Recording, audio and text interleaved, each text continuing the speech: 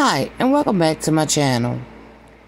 Michelle Cobb, who is the mother of James Crumbley's older son, speaks out.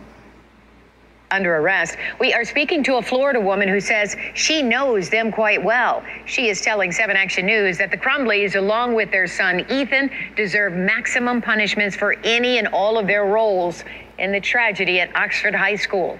7 Action News reporter Kimberly Craig has more on what she had to say. We're learning more about James and Jennifer Crumbley from a woman who has an 18-year-old son with him. Michelle Cobb says he left them strapped for cash and struggling to make ends meet. He's a piece of he really is. The whole time of my son growing, my son is 18 years old now. And I cried the moment he turned 18 because I thought all of this hell is over as far as dealing with my son's father. And the father of her 18-year-old son, Eli, is James Crumbley. James is also Ethan's father. And Michelle Cobb says it was Jennifer Crumbley who made her son's life unbearable when he would visit his dad and half-brother Ethan. She says it was Jennifer who ran the show. Jennifer was a monster. She could do no wrong, and she was right about everything. Prosecutors say it was Jennifer Crumbley who posted the picture of the pistol on Instagram, writing "Mom in Sunday," testing out his new Christmas present. They pretty much gave him whatever he wanted. Cobb says while James and Jennifer gave Ethan whatever he wanted, it was a hopeless struggle to get James to pay even $67 a week in child support when he was making 6 figures. My son is 6'3" and 240 pounds. Do you know how much $67 a week pays? More than ever, she's thankful Eli left the Crumbleys' Oxford home right before the start of the pandemic. And Eli says he never even saw any guns when he was here. The first thing that came to my mind when all of this happened was how thankful that I was that my son was not there. Cobb says she's heartbroken for the families whose children were killed and those injured. And she says Ethan and his parents must be held accountable for their roles in the tragedy. I hope they get the maximum, honestly. As you can see, Michelle Cobb holds nothing back when describing James Crumbley, her ex-boyfriend and the father of her 18-year-old son. There's a piece of expletive. He really is, Cobb told 7 Action News Friday. Cobb said Crumbley left their son and a daughter he had with another woman in Florida when he moved out of the state with Jennifer Crumbley. Cobb said the issues were not the relationship between the adults because she and the mother of Crumbley's now 24-year-old daughter choose to have a friendship for the sake of the children. But Cobb said Jimmy, well, better known as James, and Jennifer always looked for ways to criticize and complain about her because they hated that he had to pay child support for Eli. I cried the moment he turned 18 because I thought all of this hell is over as far as dealing with the son's father, Cobb said. She said it was Jennifer Crumbley who was running the show and that she made it difficult for Eli to get closer to his dad and half-brother Ethan. Jennifer was a monster, Cobb said.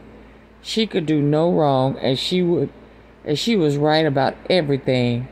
I mean, this is exactly the kind of attitude she has. She literally thought she was better than everyone else when announcing the decision to charge James and Jennifer Crumbley with the 4 counts of involuntary manslaughter for the killings their 15-year-old son Ethan allegedly carried out at Oxford High School Tuesday. Oakland County Prosecutor Karen McDonald pointed to Jennifer's Instagram post that has now become evidence in the case against the couple. The post, which shows a picture of a handgun displayed in an open case, reads, "Mom and son day testing out his new Christmas present. My first time shooting a 9mm, I hit the bullseye." Now, why would a 15-year-old need a 9mm? Wow. Cobb said she would be surprised if James and Jennifer purchased the semi-automatic with the intent that it would belong to their 10th grader. They pretty much gave him whatever he wanted, she said, adding, "Why would you let a 15-year-old have access, especially knowing that just a few days prior that he was having problems at school?"